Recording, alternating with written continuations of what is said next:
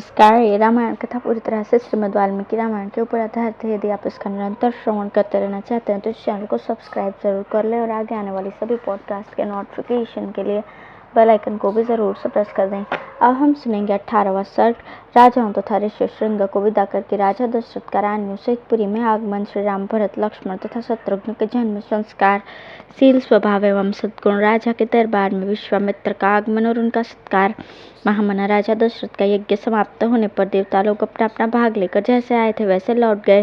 दीक्षा का नियम समाप्त होने पर राजा अपनी पत्नियों को साथ लेकर सेवक, सैनिक और सवारियों सहित पुरी में प्रविष्ट हुए।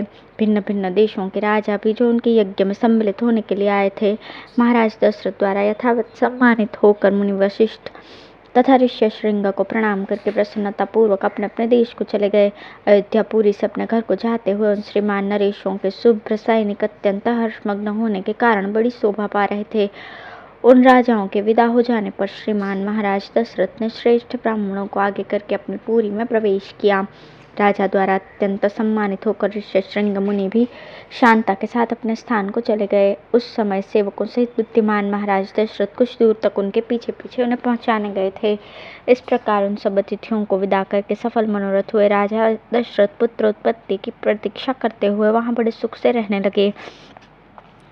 यज्ञ समाप्ति के पश्चात जब 6 ऋतुएं बीत गईं, तब 12वें मास में चैत्र के शुक्ल पक्ष की 9वीं तिथि को पुनर्वसु नक्षत्र एवं कर्क लग्न में कौशल्या देवी ने दिव्य लक्षणों से युक्त सर्वलोक वंदित जगदीश्वर श्री राम को जन्म दिया। उस समय सूर्य, मंगल, शनि, गुरु और शुक्र ये 5 ग्रह अपने अपने उच्च स्थान में विद्यमान थे तथा लग्न में चंद्रमा के साथ बृहस्पति विराजमान थे।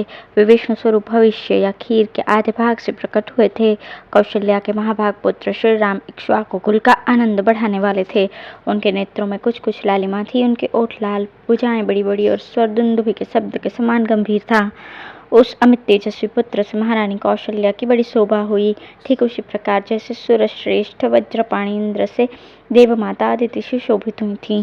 तदंतर कैकेयी से सत्य पराक्रमी भरत का जन्म हुआ, जो साक्षात भगवान विष्णु के स्वरूप भूत पायस खीर के चतुर्थांश से भी न्यून भाग से प्रकट हुए थे।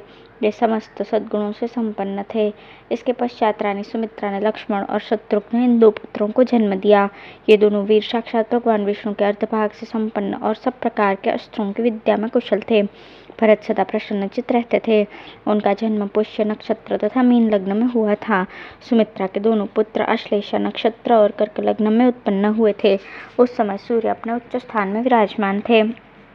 राजा दशरथ के ये 4 महामनस्वी पुत्र पृथक पृथक गुणों से संपन्न और सुंदर थे। ये भाद्रपदा नामक 4 तारों के समान कांतिवान थे। इनके जन्म के समय गंधर्वों ने मधुर गीत गाए, अप्सराओं ने नृत्य किया, देवताओं की दुंदुभियां बजने लगी तथा आकाश से फूलों की वर्षा होने लगी। अयोध्या में बहुत बड़ा उत्सव हुआ। मनुष्यों की भारी भीड़ एकत्र हुई। गलियां और सड़कें लोगों से खचाखच भरी थीं। बहुत से नट और नर्तक वहां अपनी कलाएं दिखा रहे थे। वहां सब और गाने बजाने वाले तथा दूसरे लोगों के शब्द गूंज रहे थे। दीन दुखियों के लिए लुटाए गए सब प्रकार के रत्न वहां बिखरे पड़े थे। राजा दशरथ ने सूत, मागध और वंदीजनों को देने योग्य पुरस्कार दिए तथा ब्राह्मणों को धान्य एवं शास्त्र गोधन प्रदान किए। 11 दिन बीतने पर महाराज ने बालकों का नामकरण संस्कार किया। उस समय महर्षि वशिष्ठ ने प्रसन्नता के साथ सबके नाम रखे। उन्होंने ज्येष्ठ पुत्र का नाम राम रखा। श्री राम महात्मा तथा परमात्मा थे।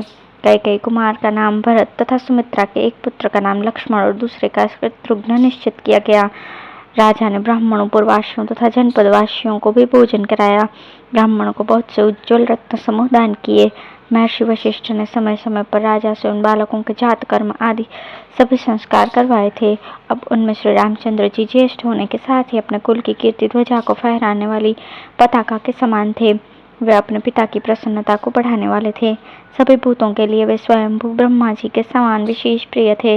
राजा के सभी पुत्र वेदों के विद्वान और सूरवीर थे। सबके सब लोग हितकारी कार्यों में संलग्न रहते थे। सभी ज्ञानवान और समस्त सद्गुणों से संपन्न थे। उनमें भी सत्य पराक्रमी श्री रामचंद्र जी सबसे अधिक तेजस्वी और सब लोगों के विशेष प्रिय थे। वे निष्कलंक चंद्रमा के समान शोभा पाते थे। उन्होंने हाथी के कंधे और घोड़े की पीठ पर बैठने तथा रथ हाँकने की कला में भी सम्मानपूर्ण स्थान प्राप्त किया था। वे सदा धनुर्वेद का अभ्यास करते और पिताजी की सेवा में संलग्न रहते थे। लक्ष्मी की वृद्धि करने वाले लक्ष्मण बाल्यावस्था से ही श्री रामचंद्र जी के प्रति अत्यंत अनुराग रखते थे। वे अपने बड़े भाई लोकाभिराम श्री राम का सदा ही प्रिय करते थे और शरीर से भी उनकी सेवा में ही लगे रहते थे। शोभा संपन्न लक्ष्मण श्री रामचंद्र जी के लिए बाहर विचरने वाले दूसरे प्राण के समान थे। पुरुषोत्तम श्री राम को उनके बिना नींद भी नहीं आती थी। यदि उनके पास उत्तम भोजन लाया जाता तो श्री रामचंद्र जी उसमें से लक्ष्मण को दिए बिना नहीं खाते थे। जब श्री रामचंद्र जी घोड़े पर चढ़कर शिकार खेलने के लिए जाते, उस समय लक्ष्मण धनुष लेकर उनके शरीर की रक्षा करते हुए पीछे पीछे जाते थे। इसी प्रकार लक्ष्मण के छोटे भाई शत्रुघ्न भरत जी को प्राणों से भी अधिक प्रिय थे और वे भी भरत जी को सदा प्राणों से भी अधिक प्रिय मानते थे। इन 4 महान भाग्यशाली प्रिय पुत्रों से राजा दशरथ को बड़ी प्रसन्नता प्राप्त होती थी।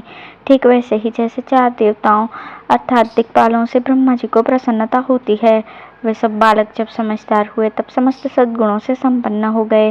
वे सभी लज्जाशील, यशस्वी, सर्वज्ञ और दूरदर्शी थे।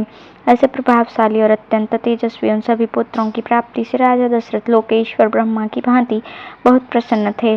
वे पुरुष राजकुमार प्रतिदिन वेदों के स्वाध्याय, पिता की सेवा तथा धनुर्वेद के अभ्यास में दत्तचित्त रहते थे। एक दिन महात्मा राजा दशरथ पुरोहित तथा बंधु बांधवों के साथ बैठकर पुत्रों के विवाह के विषय में विचार कर रहे थे। मंत्रियों के बीच में विचार करते हुए उन महामना नरेश के यहाँ महातेजस्वी महामुनि विश्वामित्र पधारे। वे राजा से मिलना चाहते थे। उन्होंने द्वारपालों से कहा, तुम लोग शीघ्र जाकर महाराज को इस सूचना दो कि कुशिक वंशी गाधिपुत्र विश्वामित्र आए हैं। उनकी ये बात सुनकर वे द्वारपाल दौड़ते हुए राजा के दरबार में गए। वे सब विश्वामित्र के इस वाक्य से प्रेरित होकर मन ही मन घबराए हुए थे। राजा के दरबार में पहुंचकर उन्होंने इक्ष्वाकु कुल नंदन अवध नरेश से कहा, महाराज, महर्षि विश्वामित्र पधारे हैं। उनकी ये बात सुनकर राजा सावधान हो गए। उन्होंने पुरोहित को साथ लेकर बड़े हर्ष के साथ उनकी अगवानी की, मानो देवराजेंद्र ब्रह्मा जी का स्वागत कर रहे हों। विश्वामित्र जी कठोर व्रत का पालन करने वाले तपस्वी थे। वे अपने तेज से प्रज्वलित हो रहे थे। उनका दर्शन करके राजा का मुख प्रसन्नता से खिल उठा और उन्होंने महर्षि को अर्घ्य निवेदन किया। राजा का वो अर्घ्य शास्त्रीय विधि के अनुसार स्वीकार करके महर्षि ने उनसे कुशल मंगल पूछा। धर्मात्मा विश्वामित्र ने क्रमशः राजा के नगर, खजाना, राज्य, बंधु बांधव तथा मित्र वर्ग आदि के विषय में कुशल प्रश्न किया। राजन, आपके राज्य की सीमा के निकट रहने वाले शत्रु राजा आपके समक्ष नतमस्तक तो है ना? आपने उन पर विजय तो प्राप्त की है ना? आपके यज्ञ, याग आदि देव कर्म और अतिथि सत्कार आदि मनुष्य कर्म तो अच्छी तरह संपन्न होते हैं ना? इसके पश्चात महाभाग मुनिवर विश्वामित्र ने वशिष्ठ जी तथा अन्य ऋषियों से मिलकर उन सबका यथावत कुशल समाचार पूछा। फिर वे सब लोग प्रसन्नचित होकर राजा के दरबार में गए और उनके द्वारा पूजित होकर यथायोग्य आसनों पर बैठे। तदंतर प्रसन्नचित परम उदार राजा दशरथ ने पुलकित होकर महामुनि विश्वामित्र की प्रशंसा करते हुए कहा, महामुने, जैसे किसी मरण धर्मा मनुष्य को अमृत की प्राप्ति हो जाए, निर्जल प्रदेश में पानी बरस जाए, किसी संतानहीन को अपने अनुरूप पत्नी के गर्भ से पुत्र प्राप्त हो जाए, खोई हुई निधि मिल जाए तथा किसी महान उत्सव से हर्ष का उदय हो, इसी प्रकार आपका यहाँ सौभागमन हुआ है, ऐसा मैं मानता हूँ। आपका स्वागत है। मैं आपके मन में कौन सी उत्तम कामना है जिसको हर्ष के साथ पूर्ण करूँ? ब्राह्मण, आप मुझसे सब प्रकार की सेवा लेने योग्य उत्तम पात्र हैं। मानद, मेरा अहोभाग्य है जो आपने यहाँ तक पधारने का कष्ट उठाया। आज मेरा जन्म सफल और जीवन धन्य हो गया। मेरी बीती हुई रात्रि सुंदर प्रभात दे गई, जिससे मैंने आज आप ब्राह्मण शिरोमणि का दर्शन किया। पूर्व काल में आप राजर्षि शब्द से उपलक्षित होते थे, फिर तपस्या से अपने अद्भुत प्रभा को प्रकाशित करके आपने ब्रह्मर्षि का पद पाया। अतः आप राजर्षि और ब्रह्मर्षि दोनों ही रूपों में मेरे पूजनीय हैं। आपका जो यहाँ मेरे समक्ष शुभागमन हुआ है, ये परम पवित्र और अद्भुत है। प्रभु, आपके दर्शन से आज मेरा घर तीर्थ हो गया। मैं अपने आप को पुण्य क्षेत्रों की यात्रा करके आया हुआ मानता हूँ। बताइए, आप क्या चाहते हैं? आपके शुभागमन का शुभ उद्देश्य क्या है?